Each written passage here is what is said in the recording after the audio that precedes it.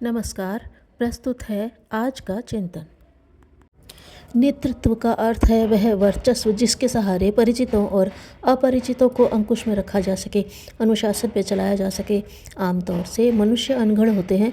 छोटे बच्चे जागने से लेकर सोने तक ऐसे ही उछल कूद करते रहते हैं। उनकी भाग दौड़ का न कोई प्रयोजन होता है और न लाभ।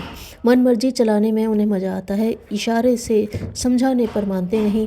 उन्हें काबू में रखना, शिष्टाचार बरतने के लिए सहमत करना, पढ़ने जैसे किसी उपयोगी काम में लगाना तभी संभव होता है जब उनके पीछे व्यवहार कुशल अध्यापक या अभिभावक लगे।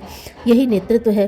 सभी महत्वपूर्ण कार्य होते तो श्रम, साधन आदि के सहारे हैं, पर उनका नियोजन, नियंत्रण किसी अनुभवी, साहसी और सूझबूझ वाले क्रिया कुशल आदमी के वश की बात होती है।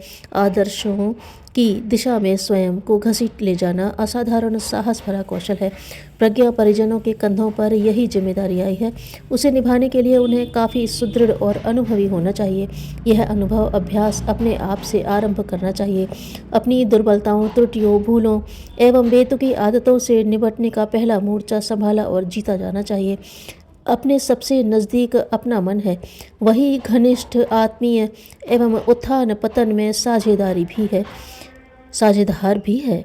ऐसी दशा में सबसे प्रथम हाथ भी उसी पर डाला जाना चाहिए तथा बदला और सुधार भी उसी को जाना चाहिए। यह सरल भी है क्योंकि निकटवर्ती आत्मीय अविच्छिन्न पर जितना प्रभाव अपना होता है उतना और किसी पर नहीं। मन का सबसे बड़ा खोट यह है कि वह अपनी संपदा के सदुपयोग की योजना नहीं बना पाता।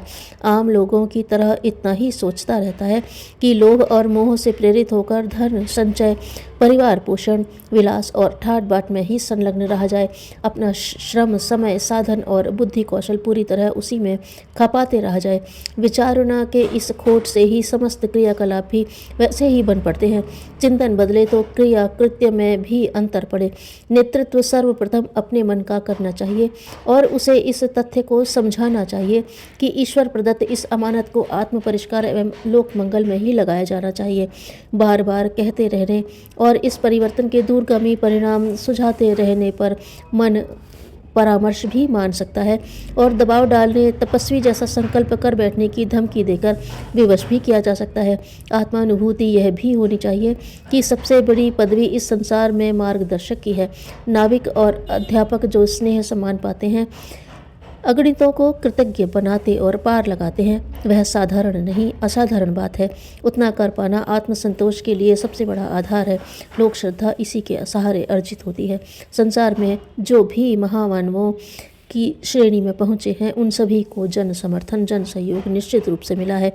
यह किस प्रकार सुलभ संभव है, उसकी विद्या, अनुभव, अभ्यास में उतार लेना महती सफलताओं में एक गिनी जा सकती है।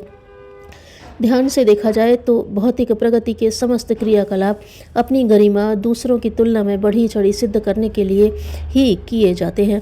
मनुष्य की निजी आवश्यकताएं तो जरा सी हैं। वे 10 मुट्ठी अनाज, 6 गज कपड़े और रात बिताने के आच्छादन भर से पूरी हो जाती हैं। फिर वैभव बटोरने की इतनी दौड़ धूप किस लिए? तुरंत पीछे अंतराल की गहराई में छिपी एक ही महत्वाकांक्षा काम करती रहती है कि दूसरे हमें अपने से बड़ा, अमीर, समझदार, साहसी, क्रियाकुशल, सुंदर, सौभाग्यशाली आदमी माने। वैभव के सहारे जहाँ दूसरों से बड़प्पन प्राप्त होता है वहाँ अपना गर्व, गौरव, अहम भी तृप्त होता है। विडंबना यह है कि भौतिक उपार्जन अपने निज के किसी काम नहीं आते। उनसे दूसरों की आंखों में चकाचौंध उत्पन्न करने का क्षणिक सा खेल मेल भर बनता है। नेतृत्व सचमुच का हाथी है। उसे खरीदने और सवारी करने पर बड़प्पन दूर से ही हर किसी को दृष्टिगोचर होता है। अपने स्वभाव में आलस्य, प्रमाद, अपव्यय, दर्प, कटुभाषण, व्यसन, विलास आदि दुर्गुण भरे होते हैं। मोर्चा इनके विरुद्ध लगना चाहिए और संकल्प उठना चाहिए कि गरिमा को गिराने वाली इन दुष्प्रवृत्तियों को उखाड़ने के लिए निरंतर प्रयत्न जारी रखा जाए और लिपटी हुई मलिनता को साफ करके ही रहा जाए। अपने दुर्गुण कुविचारों एवं हेय कार्यों पर कड़ी नज़र रखी जाए। उनका विरोध, असहयोग जारी रखा जाए तो कोई कारण नहीं कि जीवन को उच्च स्तरीय बनाने वाली सत्प्रवृत्ति अपने अभ्यास में न उतर सके। यह बहुत बड़ी बात है।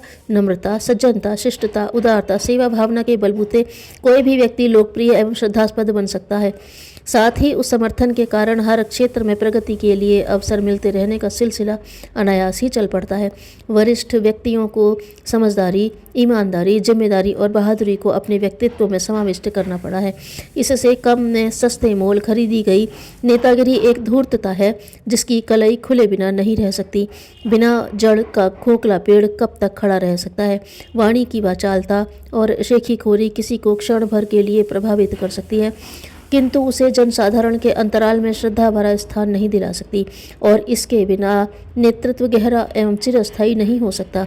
शालीन श्रमशीलता, मितव्ययता, स्वच्छता, सुव्यवस्था, सज्जनता, शिष्टता, सहकारिता, उदारता, संयमशीलता, मिलनसारी जैसे गुणों को परिजनों के स्वभाव में उतारने के लिए उनका क्रम ऐसा बनाना चाहिए जिनके सहारे इन प्रवृत्तियों को दैनिक क्रियाकलापों में सम्मिलित रखकर चलना पड़े। यह वस्तुतः बहुत बड़ा उपार्जन या अनुदान है। सद्गुणी व्यक्ति अपनी योग्यता भी बढ़ाते चलते हैं, प्रामाणिकता भी विकसित करते चलते हैं और सेवा प्रयोजनों में दूसरों के सहयोग भी करते रहते हैं। आंतरिक प्रगति की गरिमा और व्यवस्था लोगों के गले उतारते रहा जाए तो भावी जीवन में वह अपनाए गए हर काम में प्रगति करता है और सफलता उपलब्ध करता चलता है। आत्मनिर्माण, परिवार निर्माण के साथ लोक सेवा का तीसरा क्षेत्र है समाज निर्माण। यह तीनों एक साथ चल सकते हैं। अन्न, जल और वायु तीनों ही एक साथ प्रयुक्त किए जाते हैं। उसी प्रकार आत्मनिर्माण, परिवार निर्माण एवं समाज निर्माण के तीनों ही काम साथ साथ चलाए जा सकते हैं। समाज सेवा के क्षेत्र में सबसे बड़ा काम जनमानस का परिष्कार है। इस हेतु प्रज्ञा अभियान के अंतर्गत चलाए गए कार्यक्रमों की पूर्ति में जुटना चाहिए। नैतिक, बौद्धिक और सामाजिक क्रांति का निर्धारित लक्ष्य पूरा किया जा सके तो समझना चाहिए कि कायाकल्प जैसा परिवर्तन हुआ और उसके फलस्वरूप वह माहौल बना जिस कारण मनुष्य में देवत्व का उदय और धरती पर स्वर्ग का अवतरण का लक्ष्य पूरा हो सकेगा। रचनात्मक कार्यों में जन्म दिवसोत्सव और झोला पुस्तकालय की दो प्रक्रियाएं ऐसी हैं जो देखने में सामान्य प्रतीत होते हुए भी व्यक्ति निर्माण और परिवार निर्माण की अति महत्वपूर्ण भूमिकाएं संपन्न कर सकती हैं। अपने समाज में प्रचलित अनेक बुराइयों में सबसे बुरी और बड़ी है दान दहेज वाली खर्चीली शादियों की धूमधाम। इससे बाल विवाहों की भी बढ़ोतरी होती है और दोनों परिवारों की इस प्रदर्शन में बर्बादी भी हो जाती है। इस आंदोलन के लिए अभिभावकों और विवाह योग्य बालक बालिकाओं से प्रतिज्ञा पत्र भराए जाने चाहिए। इसी के समतुल्य शिक्षा संवर्धन भी है। बड़ों के लिए प्रौढ़शालाएं और स्कूली बच्चों के लिए बाल संस्कार शाला, व्यायाम शाला जैसे सरंजाम जुटाए जा सकें तो सामाजिक प्रगति का स्वरूप अविलंब निखर सकता है। हमें ऐसे ही कार्यों में संलग्न होकर अपना सेवाभावी नेतृत्व अर्जित करना चाहिए। भावना स्तर पर जो सुदृढ़ है, मात्र उन्हीं के लिए अनुकरणीय चरित्र अंत तक सुदृढ़ बने रहना संभव होता है।